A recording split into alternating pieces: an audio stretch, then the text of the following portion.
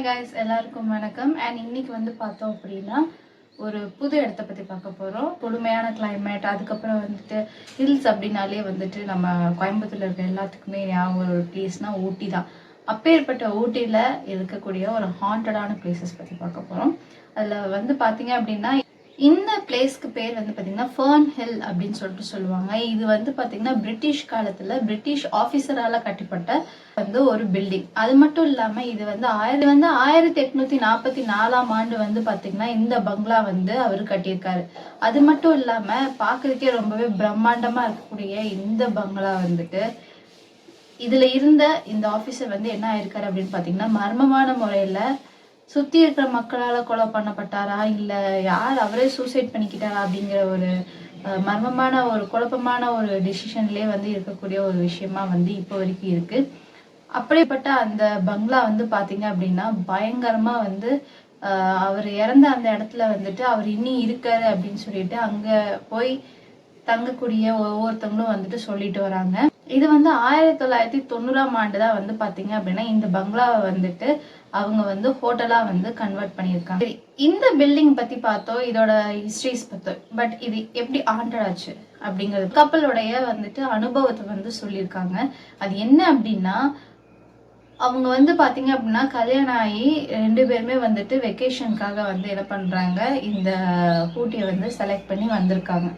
அப்படி வந்து அவங்களுக்கு பயங்கரமான ஒரு அமானுஷ்ய காத்திருக்கு அப்படிங்கிறதே வந்துட்டு அவங்களுக்கு சுத்தமாக வந்து தெரியல. கப்பல் வந்துட்டு இந்த ஹோட்டலில் வந்துட்டு ரூம் எடுத்து ஸ்டே பண்ணலாம் அப்படின்னு சொல்லிட்டு டிசைட் பண்ணியிருக்காங்க. அதுக்கப்புறம் வந்து பார்த்தீங்க அப்படின்னா அவங்க பயங்கரமாக வந்துட்டு அவங்களுடைய ரூமுக்கு வந்து ரொம்ப சந்தோஷமாக வந்து போயிருக்காங்க. ஏன்னா அவங்களுக்கான டைம் ஸ்பெண்ட் பண்ணலாம், ப்ரைவசியாக இருக்கலாம் அப்படின்னு சொல்லிட்டு அவங்க என்ன பண்ணியிருக்காங்க, டிசிஷன் பண்ணி இந்த இடத்த வந்து புக் பண்ணி ரூமும் பண்ணிட்டாங்க. ஸோ அவங்க ரூமுக்கு போய் அவங்களோட லக்கேஜஸ்லாம் வச்சுட்டு அவங்க என்ன பண்ணியிருக்காங்கன்னா ஊட்டியை வந்து சுற்றி பார்க்க ஆரம்பிச்சிருக்காங்க. ஊட்டியை சுற்றி பார்க்க ஆரம்பிச்சு அவங்களுக்கு நைட் நேரம் ஆயிடுது. நல்லா ஒரு இருட்டின நேரத்துல அவங்க என்ன பண்றாங்க அப்படின்னா அவங்களோட ரூமுக்கு ரிட்டர்ன் ஆகுறாங்க. அப்படி ரிட்டர்ன் ஆன அந்த ஜோடிக்கு ரொம்ப பெரிய ஒரு ஷாக்கிங் இருந்துச்சு. அவங்களுடைய கொஞ்சம் கூட வந்து அவங்களுடைய லக்கேஜை ஓப்பன் பண்ணவே இல்லை. அப்படிப்பட்ட அந்த லக்கேஜ்ல இருந்து அவங்க துணிகள்லாம் வந்துட்டு அந்த ரூம் ஃபுல்லா அவங்க இருக்காங்க இல்லையா, அவங்களோட ரூம் ஃபுல்லாவே வந்து என்ன பண்ணியிருக்காங்க அப்படின்னா நல்லா வந்து செதறி இருக்கு. அது மட்டும் இல்லாம கொஞ்சம் கூட வந்து பாத்தீங்கன்னா அந்த சூட்கேஸ் ஓப்பன் ஆகல. ஆனா அதுக்குள்ள இருக்கிற எல்லா துணிகளும் வந்துட்டு பாத்தீங்கன்னா வெளியே வந்து செதறி கிடக்கிறத பார்த்து ரொம்ப ஷாக் ஆயிருக்காங்க.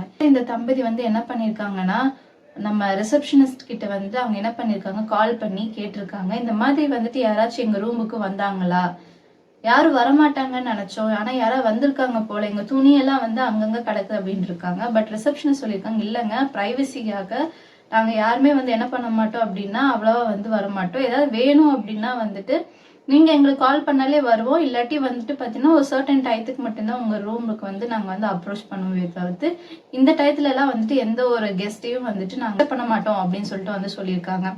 அதுக்கப்புறம் என்ன பண்ணியிருக்காங்க, சரி அப்படின்னு சொல்லிட்டு அவங்க துணியெல்லாம் மடிச்சு வச்சுட்டு என்ன பண்ணியிருக்காங்க அப்படின்னா கொஞ்ச நேரம் வந்து பேசிட்டு இருந்திருக்காங்க. பேசிட்டு இருந்துட்டு நல்லா தூங்குற நேரத்துல என்ன பண்ணியிருக்காங்கன்னா அவங்களுடைய பெட்ரூம் ஹாலுக்கு அப்புறம் பார்த்தீங்க அப்படின்னா ஒரு பெட்ரூம் வந்து எல்லா ஹோட்டல் ரூம்ஸ்லையுமே வந்து பார்த்தீங்கன்னா இருக்கும்.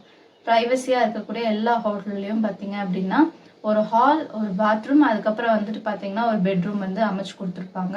ஸோ அப்படியே முன்னாடி வந்து இருந்த ரூம்ல இருக்காங்க. திடீர்னு வந்துட்டு யாரோ வந்து லாக் பண்ண அவங்களுடைய கதவை வந்துட்டு லாக் எடுக்கிறதுக்காக ட்ரை பண்ற மாதிரியான சத்தம் கேட்டிருக்கு.